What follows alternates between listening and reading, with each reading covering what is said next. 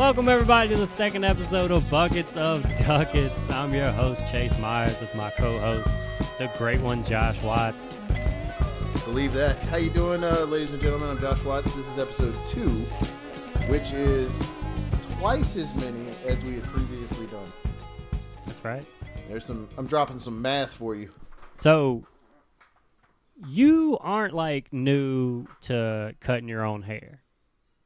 Like, no. It's not like just a quarantine thing. I wanted to just put that out there real quick before you start trying to explain yourself by saying like, oh, quarantine or just whatever. I believe with enough time, you are always going to have this mohawk. Yeah. I feel like it was inevitable. When people see it now, everybody's like, yeah, that makes sense. It does. It makes so much sense, dude. It's so rare that an act of mohawk works out like that. Like, it just does. I've hated most people with a mohawk. It's like the only people that pulled it off is like you and Mr. T. Like, that's it. Like, that's good company, bro. You like that company? That's really good Clever company. Lang, bro. I heard a story on a podcast about Mr. T, like in 2020 in a grocery store, and somebody bumped in. Like, he was in a grocery store walking around, and they were really excited to see him, and somebody bumped into him with their shopping cart, like physically hit him. And they're like, I'm so sorry. And he said, don't apologize. I'm glad it happened. Let the people know I'm still tough. And I was like, dude. Mr. T knows what people want to hear when they meet Mr. T. Let them know I'm not slipping. Dude, that's so great. You can challenge me at any time. I wonder how many times he's used that one-liner. Probably a lot. I feel like he's used stuff like that a lot. That's got to be just built in. Every time somebody bumps into him. He knows what you want to see when you meet Mr. T. He knows. Mr. T puts it. I want to see him talk about how tough he is. I want to see him pity fools. I want to see him talk about his mama. Those are the 3 things that I go to Mr. T for. Dude, one of my favorite scenes in any movie ever is, do you hate Rocky? No, I don't hate him. I pity the fool. It's just the... Dude, I'll recite all of Rocky 3 right now if we're going to sit here long enough. We might.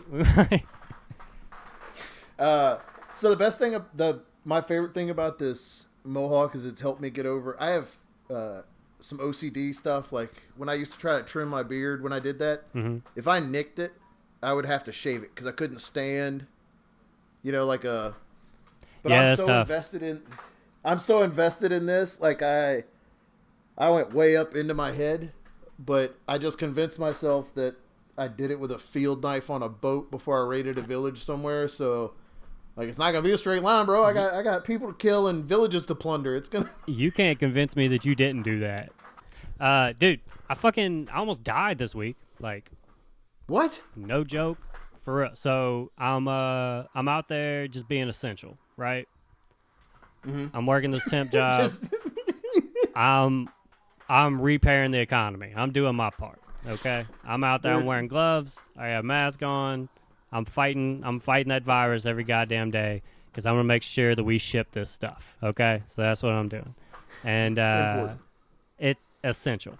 And it's a warehouse, and I'm doing warehouse things, and I have a little cart, right?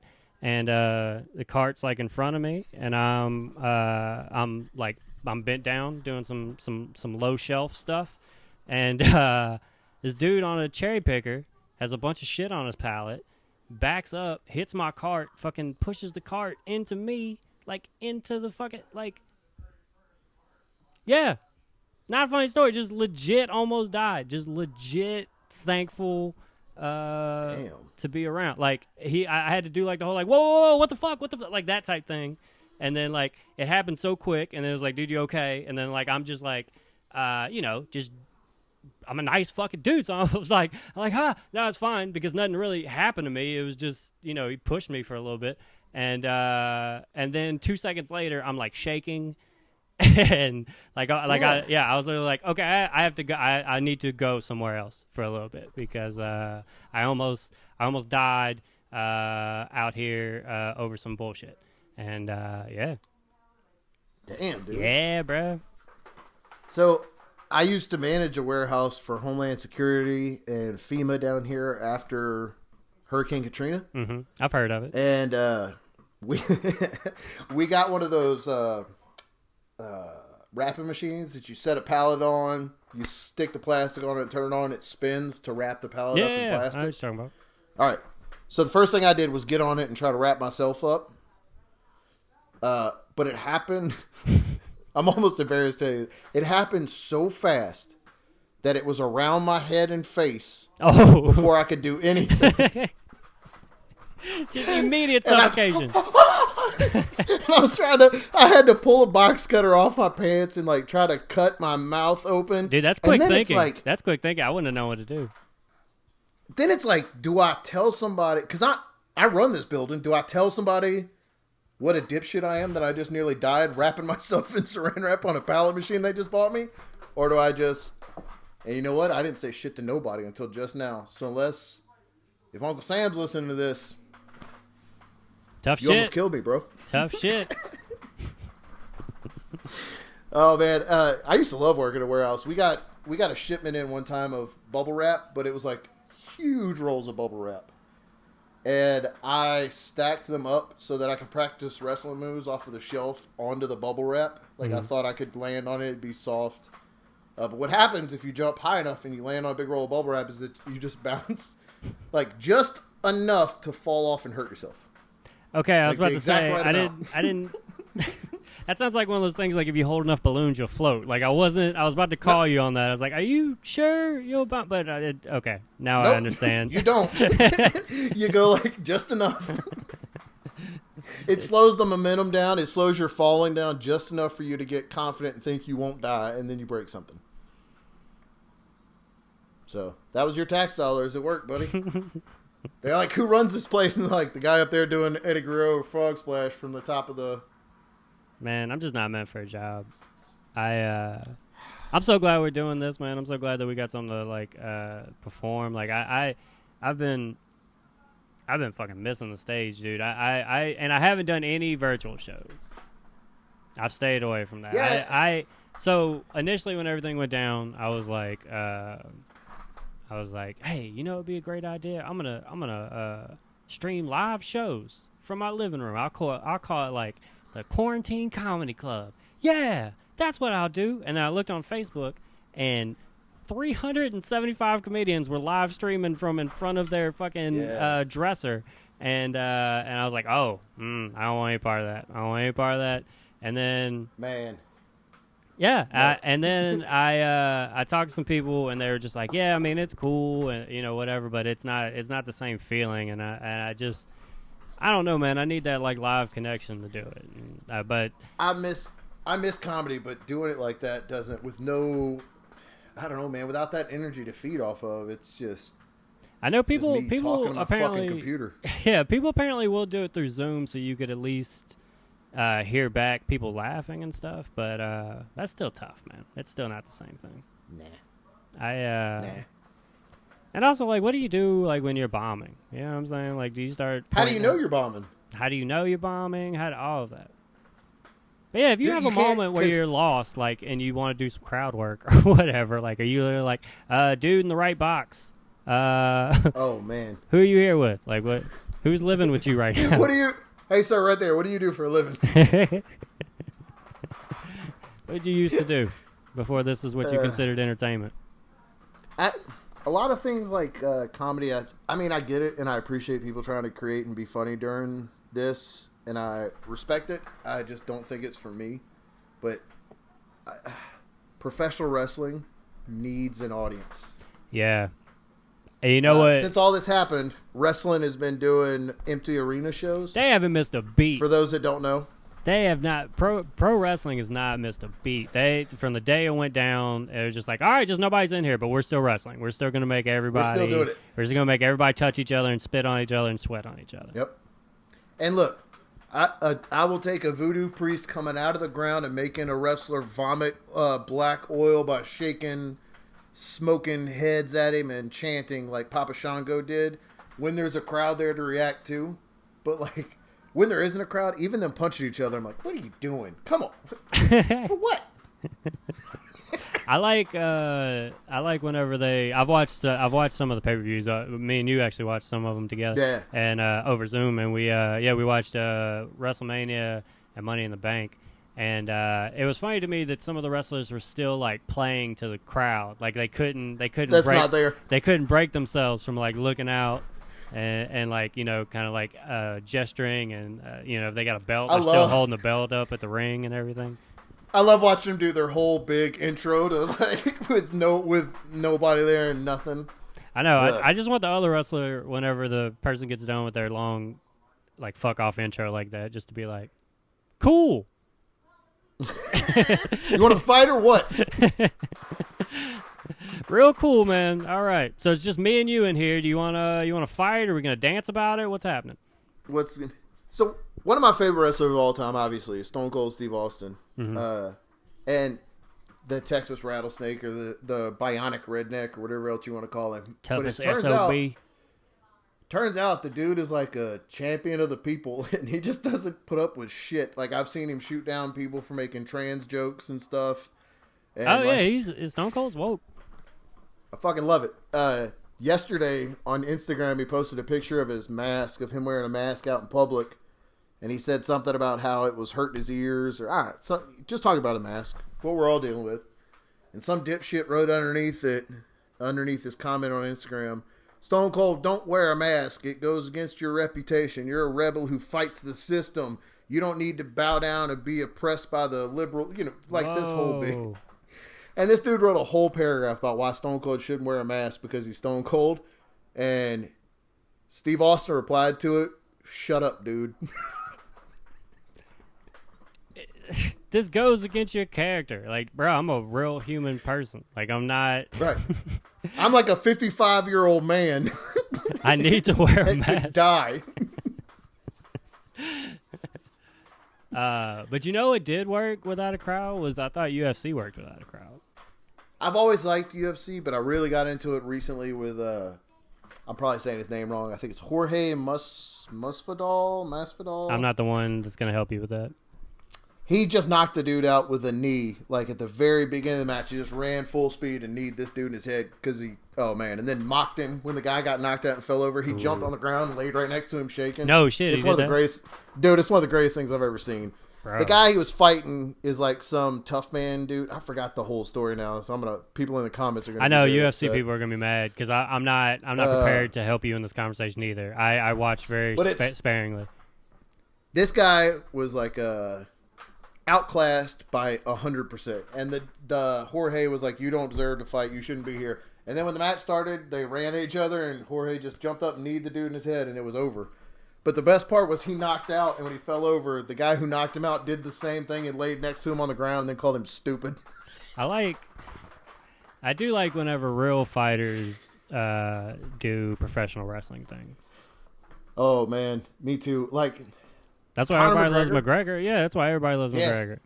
What I want to do... If he wins, I love it. If somebody knocks him the fuck out for all the shit he's talked, I love that too. Like, yeah, it's impossible to not... I'm there for both. I love it. I'm going to start calling McGregor out, dude. That's how I'm going to get paid. I'm going to... When I get my first stand-up set on TV, on like big TV, I have done stand-up on some TV. But yeah, like first time I do Conan or something like that, like the second my set's over, I'm gonna be like, "Thank you, ladies and gentlemen, I'm Chase Myers, Conor McGregor, you a big old bitch," and then I'm just gonna see what happens. You know what I'm saying? I'm just gonna. That's really funny. I'm just gonna. The tag on my my big closer joke is also Conor McGregor. You weigh the same amount as my 4-year-old daughter. I'll fuck you up, and then the crowd like dies laughing at it. So if I ever get on, we got whichever one of us gets on TV first. But that's what I'm calling him out, and I'm gonna make my Twitter is just gonna be all day, just fuck Conor, fuck Conor, fuck Conor, fuck Conor, and eventually he's gonna have to say something, and I'm gonna go full on just hyperbole about how easily I can beat him, and how he's not man enough to take me on, and all that stuff, and I'm gonna convince him into a pay-per-view, and he's gonna beat the dog shit out of me in 15 seconds, but I'm gonna have a yacht. Dude, yeah, you can recover on your yacht. Exactly.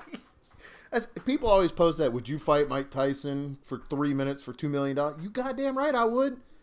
The first swing that came anywhere near, not me, because I ain't a bitch, but some people that are bitches would like the first swing, they would drop and hide. Not me, I'm ducking and fucking coming back. No, if you're going to fight. Dude, Tyson would swing and I would grab him and then it'd be a stunner. Come on. Tyson ain't never seen. Solid bout. He's never seen a solid bout. I just saw there. I think Tyson's there's coming just back. A video of Tyson. I was about to say, I think he's coming back, dude, because he's getting in like crazy old man shape right now, and I've seen a couple. I've seen a couple whispers out there. No, dude, he trimmed up like he. No, I'm saying it's not old man shape. That dude is jacked. And yeah, I just mean old. I just mean old man because he's in his 50s. That's all I just meant. Yeah, no, he's. I mean, he looks legit, and yeah, I keep hearing whispers. I think he's gonna do. He's either gonna come back. And fight a nobody maybe, or he's gonna do some kind of like fight old Evander Holyfield or something to make $1 billion. He's celebrity boxing and he's fighting Zach Morris. That's what it is. There you go. Yep. What if Zach Morris knocks him out, bruh? How crazy? Zach Morris takes a punch, wipes the blood from his lip, knocks Mike Tyson out. Freezes time, and then knocks him out. Michelle makes fun of me because I quote Saved by the Bell like more than an adult man should. I can't believe you can quote it. Oh, dude, I used to watch. It used to come on in the mornings, but while I was getting ready for school, so it would just be on as noise. But dude, I remember every episode of it, and I tried to watch it recently. Like, oh man, I love Saved by the Bell. It'll hold up. It's cheesy, bruh. Being a 40-year-old watching Saved by the Bell is very uncomfortable. Yeah, it's not where you want to be. It just doesn't. That's not who you want to be. Yeah, it's like hella cheesy, and it basically just like like to watch it now. I probably haven't seen it in a couple years. I'm not acting like I've never seen Saved by the Bell. Come on, I've watched Saved by the Bell, but I hadn't watched it with adult eyes in a long time. One of my favorite episodes, Jesse Spano is dating a guy that nobody likes, and Lisa and Kelly are telling her that she should dump him, and they say she's like, you shouldn't go out with him, and Lisa's like, yeah, and they keep repeating each other, and then Jesse gets mad at him and slams her locker, and she goes, if you two are going to share a brain, why don't you get one that works? And she flips her hair and walks out of the room, and I think about that scene more. I don't know why, but I'm like, dude, that when I was a little kid, I remember being like, that was the sickest burn I've ever heard. Dude, I'm going to use that if I get a chance.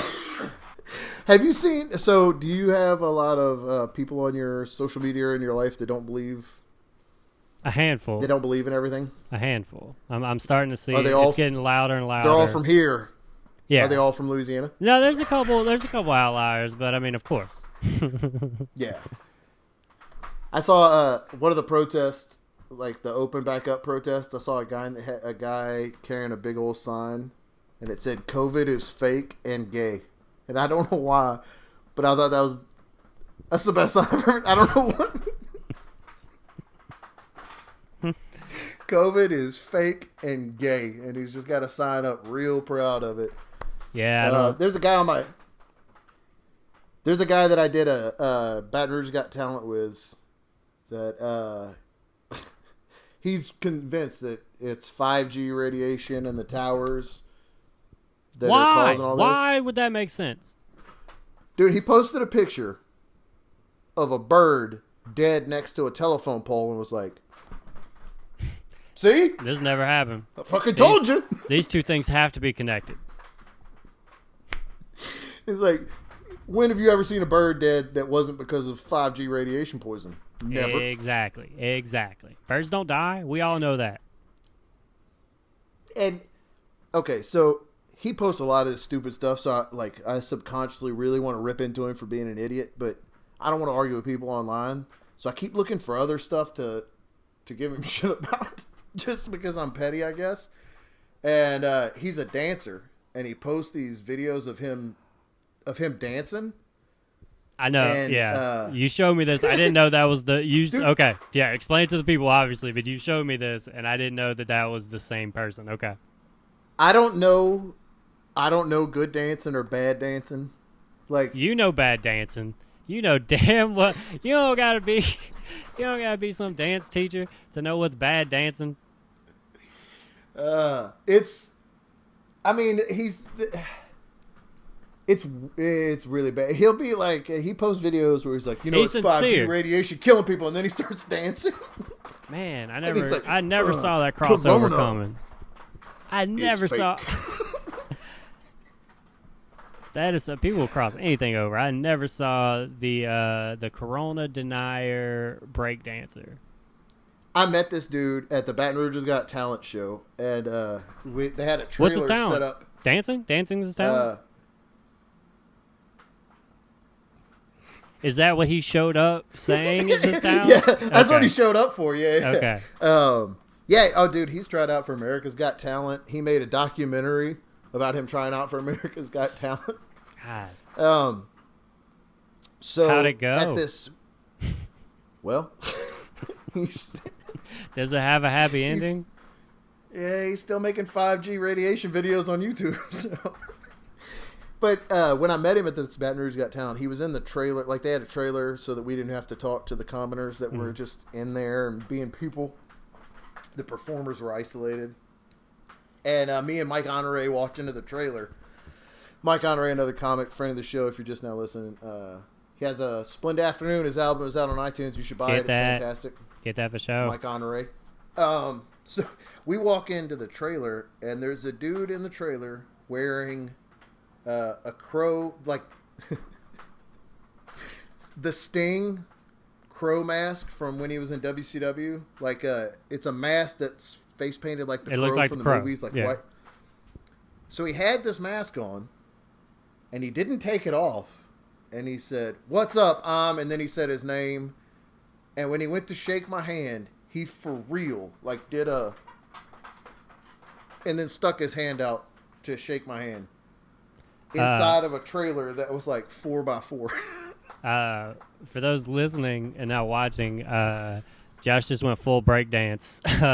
Oh, dude, he pop and locked all the way up to shake my hand. There you go. That's what I'm looking for. Pop and lock. I knew. And I don't think I've ever hated a person more than I did that dude right in that moment. Is this the same person? We're talking about the same dance video guy. So yeah, wow, yeah. Oh, yeah. This dude's a lunatic. Yeah, I don't have a lot of dancing friends on Facebook. I'm gonna be honest with you. This dude is he's a pretty much crazy person. I thought comedians were crazy. Just a rogue dancing guy out there. Yeah, my mom was a dance instructor when I was little. She's kind of normal. I didn't know, but I guess that's underground dancing right there. For the audience, for the people in the crowd that don't know, if you've ever seen that YouTube video of the lady teaching hip hop and she's like, "Do you see how my pants are baggy? That's hip hop." That's your mom, right? Yeah, that is her. Yeah. And you see how my jacket is baggy? That's hip hop. Hip hop. Yeah, my mom put me through school with that. All right, so you watch your tone. Oh man, I haven't been able to buy any toys because of this quarantine. Because when I go out, you just go to the grocery store to buy groceries. I don't get to go buy Superman toys or fucking nothing. And it's killing me, man. I went today to Target to look at a bunch of action figures that I couldn't touch. Oh, I guess that's the thing, too, is that you can't really just be holding stuff up and looking at it and putting it back, right? Like, well, no, that and I'm a little more paranoid because my wife has very small children with me. My wife takes care of 2 tiny children. My baby mama's got some babies by me, and it's I'm a little paranoid about it. But also, like, if the world is ending, I don't need to spend $25 on a Superman toy. You know what I mean? Even though that's what I want more than extending my life for that can of pork and beans that's going to get us through another month. Nah. What's another month, man, bro? What's another month, dude? Get that toy. You can have another month with this pork and beans, or you can have a limited edition Batman action figure. What do you want? I know my choice. What do you think is going to make your corpse more valuable? You really want to live another month like this? This is not how you want to keep living. More of this, please. The first night we were getting ready for the podcast, I tried to set a background up with all my... Like, I wanted certain action figures behind me so everybody would know that I'm how I fucking roll. But the problem was, if I couldn't... I would move them all around, but then I would get like upset because like, why is that? I couldn't set them up to where my OCD wouldn't bother me. To where I'd be like, well, Captain Mary, and I'd get up and like turn them so they were facing a certain way, and then I started bumping into them and I'd lean the chair back. This is a lot. This is a real struggle that people need to know. Podcasters go through. Picking a backdrop is a huge part, bro. It's a huge part of this. This is the dining room backdrop. This is digital. I don't actually have central air. I just digitized that in there so people think I'm balling. I don't got air. People don't have air conditioning out here in Washington. I don't believe it. It was 80 for 2 days, like a week ago, and we all just sweated our balls off, ladies too, and now it's 65. Like it just dropped for real back though, down. you don't have your apartment doesn't have air. No air conditioning. That's There's nothing crazy to me. because and this is the thing. It's kind of it's like a lie that's been put out here that nobody's really got. Like we're just all in denial because I moved here and everybody told me like, yeah, we don't really need air conditioning because it's only hot for like a little time, like like a month. Like it might touch 80 every now and then or whatever. And I was like, oh okay. And then every summer is 7 months long. It feels like, and it has been like 85, 90 out here. And I go, fuck, dude. I was like, next, I'm buying a window unit or something, and then it gets cold as hell, and then I forget all that shit I said. I forget it all, and then the cycle starts over. Right whenever, yeah. Every time it gets cold, do you look over to your roommate and say, "Global warming"? Am I right? I do. You should, because that's a pretty good joke. I'll let you have that. That's a pretty good. You can use that in your skits. Anytime it's cold, I'm like, I just start making fun of people who believe science. That's what I do. I go, so much for that warming, right? It's cold right now where I am. So you just start screaming, "Al Gore don't know shit." Not impressed with you. I'm trying not to be too turnt right now because I think both my kids are asleep or trying to go to sleep. I don't know. I don't have anything. Look, Daddy's turnt. All right, the kids need to know. So both of them have they mimic me a lot. So when we're outside doing stuff, they always try to do what we do. And you're Michelle a fantastic example too. So I can't wait to find out what they mimic about you. So because it's gonna be great. We've been doing my favorite workout are kettlebells. It's my favorite. Josh loves so I have a whole bunch. Just slinging metal around, like just swinging. Dude, it's the best thing in the world. It makes me feel like a caveman. Clanging and banging that man. So I have these kettlebells, and I have a little 7-pound one that's it looks like a kid-sized one, and my 19-month-old can easily pick it up and swing it, and he doesn't struggle, but because he's seen us work out, when he picks it up, he makes he scrunches like he's struggling super hard to do it. Dude, it's so funny. And my 2-year-old, you should go all Planet Fitness on him next time and blow a horn and throw him out for clanging the weights. Too much. All right, you're a jerk. Get out of here. Turn it down. This is for people. Turn it down, meathead. It's for people who don't want it that much. Okay, that's what this place is about. Man, so I have a Planet Fitness membership because it's one of the only gyms out here, and everybody bitches about Planet Fitness. They're always like, they always complain about that rule at Planet Fitness that you can't slam the weights down or whatever. I think it's great. I am an animal, and I have been in there, and I've never been yelled at once. But I always see people posting online like, can't go to Planet Fitness because you can't do a real workout in there. And it's always some fat shit who's just sitting on his couch and has never worked out in his fucking life. I don't go in there because you can't throw the weights, so I just don't work. They yell at me for throwing the weights, so I'm going to eat this mayonnaise. Shut the fuck up. Nobody at Planet Fitness has ever yelled at you. I don't know, man. I don't even want to know what that level of working out is. The level where you got to grunt and scream and fucking slam everything down. I scream at the top of my lungs every time I exert any kind of anything. Every time I sit up, every time I stand up. It's as loud as I possibly can. Planet Fitness likes to fuck with you though. Like I would go when I was going there. I would go like 5 or 6 in the morning before the kids were up, just to get it in real quick. And at 5 o'clock in the morning, they've got pizza there or like cinnamon rolls when you walk in the door. Yeah, what's that like the first and like middle of the month or something like that? They fatten you up so you keep coming back. Too often. It's too often. Whatever it is. I it's way too often. I have a Planet Fitness membership because, well, I mean, I use it, but also like they're everywhere, you know, and so whenever I go on the road and I don't have like a hotel to stay in and shit like that, and like I'm just like I have a show Thursday, Friday, Saturday, but it's Tuesday, and I have been known to just crash in their parking lot and then go in there, shower and crash in there. Yeah, go in there, shower, work out, come back, just crash, and then keep driving or whatever. Like that has been Planet Fitness parking lots have saved me many a time. One time I forget where the fuck I was. Now your secret's out though. Yeah, I know they're gonna come get me. By the way, you even sleeping, you know, look, that's your best opportunity, to be honest with you, okay, is me sleeping. It's the only chance you got. You come for the king, you better not miss, all right? I better be dead. That's right. If you shoot, it better be a fatality. Make it count. You make it count. I'm sitting in a Planet Fitness parking lot somewhere. I think I'm in like Spokane or some shit. And I'm the only car in this parking lot. And suddenly, like, a car just pulls up, stops in front of me. Dude gets out. Girl takes his shit, throws it out. Yeah. And then she's like, I'm going to leave your fucking dumbass right here in the parking lot. It's like throwing all this shit out. He's like standing in front of the car. Dude, they are right in front of me. I am the only car that's there. My car's on. I sleep with the car on. I air conditioned the whole time. I don't give a shit.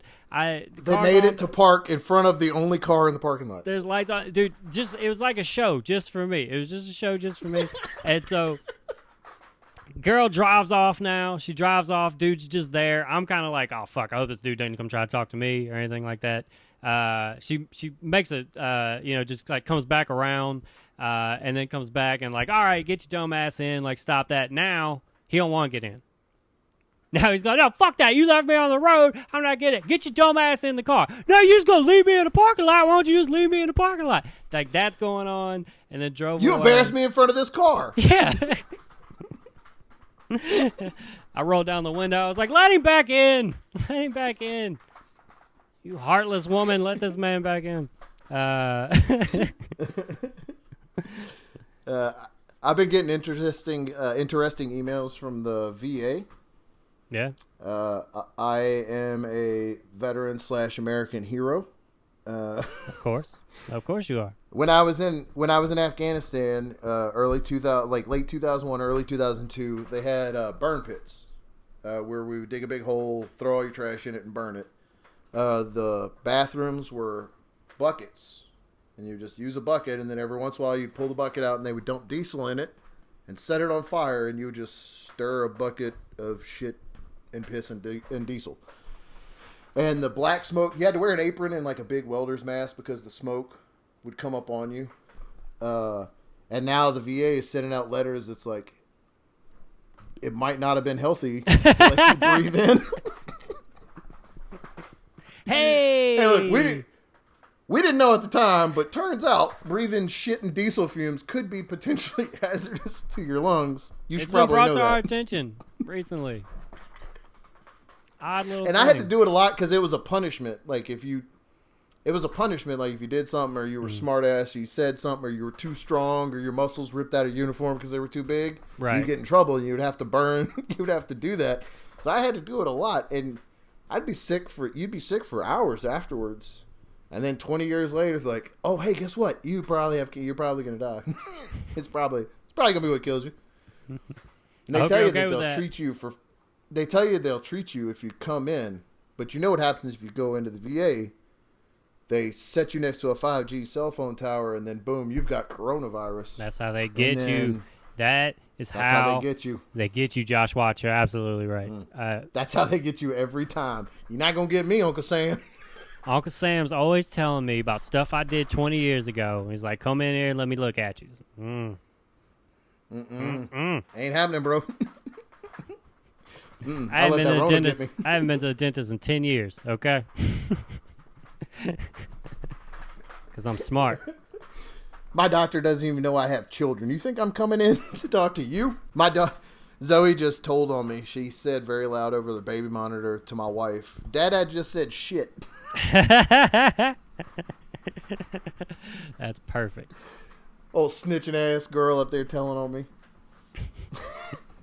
I love she got those tabs on you still. That's hilarious. Right, yeah. She asked me one time. She started picking up a lot more than we realize. Like, I was under the assumption that she's not paying attention to me all the time when I'm talking, so I don't think she hears, but she does. And I hit my leg or my knee or something, and I said, motherfucker. And she walked over to me and she goes, Daddy, did you just say motherfucker?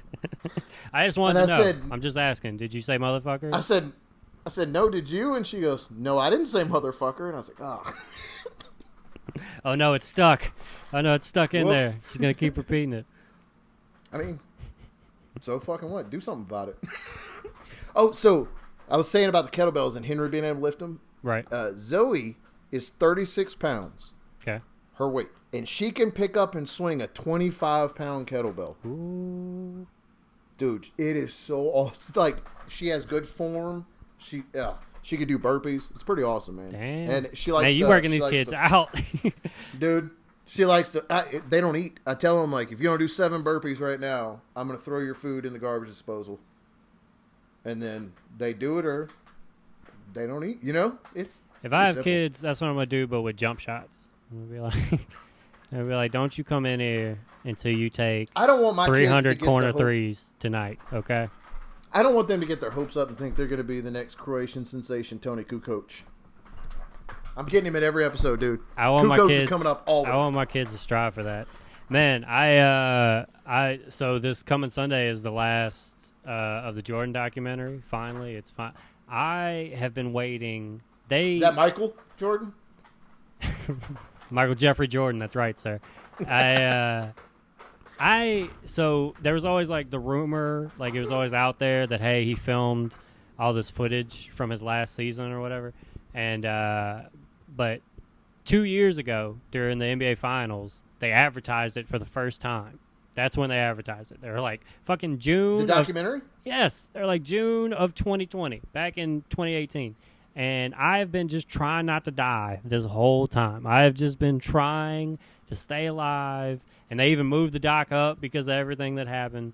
And, dude, it's great. Like, it's so good. You get to see, like, all of the, like, stories that you hear about Jordan being, like, a dick to his teammates and stuff. Like, you got to see it all. And he's talking openly about it. He's like, yeah, I punched Steve Kerr in the face. I called Scotty Burrell a hoe. It's fucking great. They talk about all of his gambling and stuff. Like, he's Does it...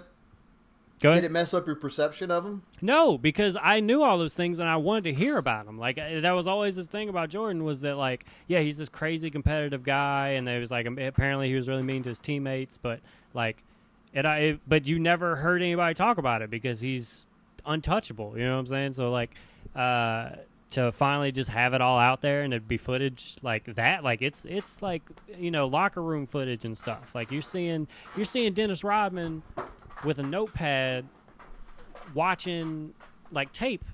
It was the craziest Dennis Rodman thing I've ever seen. He was being studious like that. I've seen Dennis Rodman do a lot of shit that blew me away more than anything. Was just watching him watching Scottie Pippen do lat pull downs and stuff. It's one of my favorite Dennis Rodman stories was in 98 or 99 or maybe 97 when he went to WCW.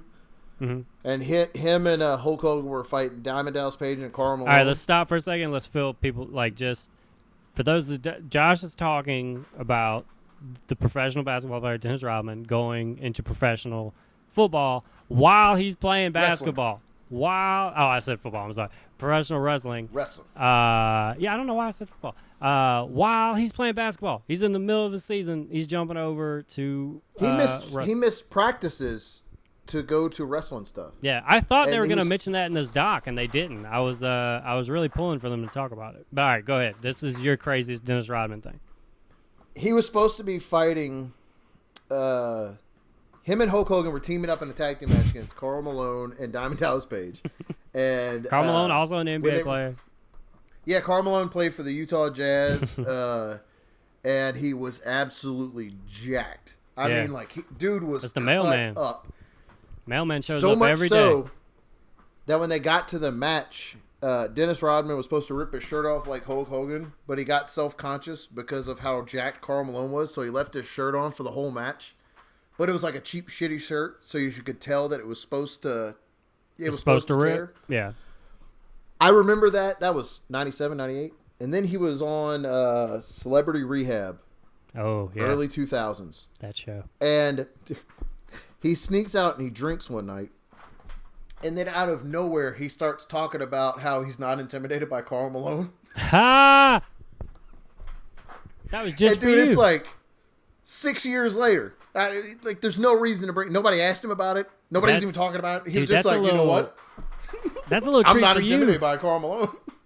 That's amazing. It was just for me. He could have just said, "Hey Josh, just so you know, I wasn't intimidated by Karl Malone." I'll rip my shirt off right now. Okay?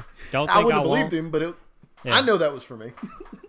Dude, that's perfect. One of my favorite things to come out of the quarantine so far has been hearing everybody releasing stories about what a shithead Ellen DeGeneres is in real life. Yeah, that's another one of those secret, like, you hear those stories. I don't know why it makes me happy, but it does.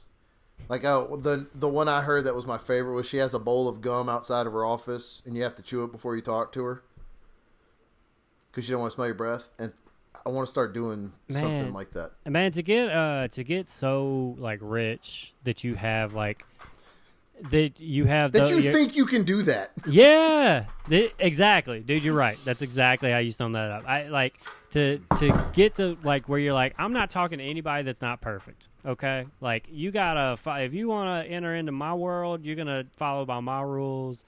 And then enough people start saying yes to that, and then you're like, I guess, yeah, this is just how it is. This is how it is for me walking around, and never live in reality this good at again. whatever. Yeah, never live in reality again. I'm going to fight Conor McGregor, and that's what's going to happen.